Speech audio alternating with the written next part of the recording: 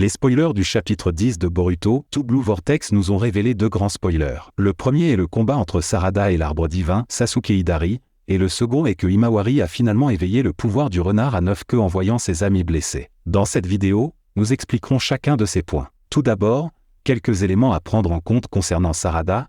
Elle a réussi à esquiver le Chidori de Hidari apparemment sans aucune difficulté, simplement en activant son Sharingan, ce qui montre que ses yeux sont très développés pour réussir à esquiver une attaque aussi difficile. Rappelons que Hidari a pu esquiver sans effort les barres de Kawaki, qui se déplacent à grande vitesse. Si l'on considère que le point fort du Chidori est qu'il nécessite une vitesse extrême pour être utilisé, il faut donc une grande vitesse pour esquiver cette attaque. Ce combat va être très intéressant car Hidari n'est pas un adversaire ordinaire.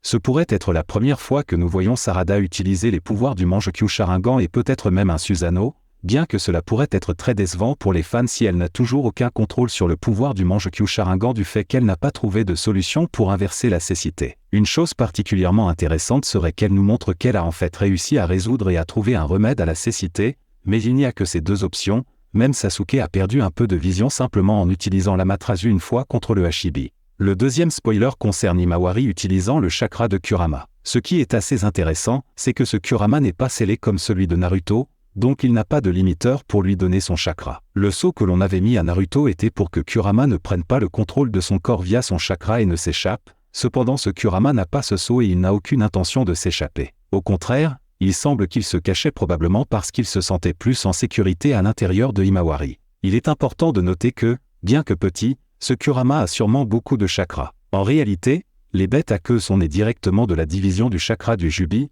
donc dès leur naissance, elles possédaient toutes de grandes quantités de chakras. Ainsi, la taille pourrait ne pas être un facteur déterminant pour que Himawari puisse utiliser un grand pouvoir pour affronter Jura. Contrairement à tous les autres Bijus, Kurama est celui qui a hérité de la plus grande quantité de chakras du Jubi, la technique du mode Baryon en étant le meilleur exemple, qui extrait suffisamment de pouvoir pour affronter Ishiki, qui était au-dessus du niveau du Jinchuriki du Jubi. Si la vidéo vous a plu, vous pourriez envisager de vous abonner. Personnellement, j'aime la façon dont les événements du manga se déroulent. Si vous avez des opinions à ce sujet, vous pouvez les laisser ci-dessous dans les commentaires, je réagirai à tous. Prenez soin de vous, suivez votre voie ninja et on se voit dans la prochaine vidéo.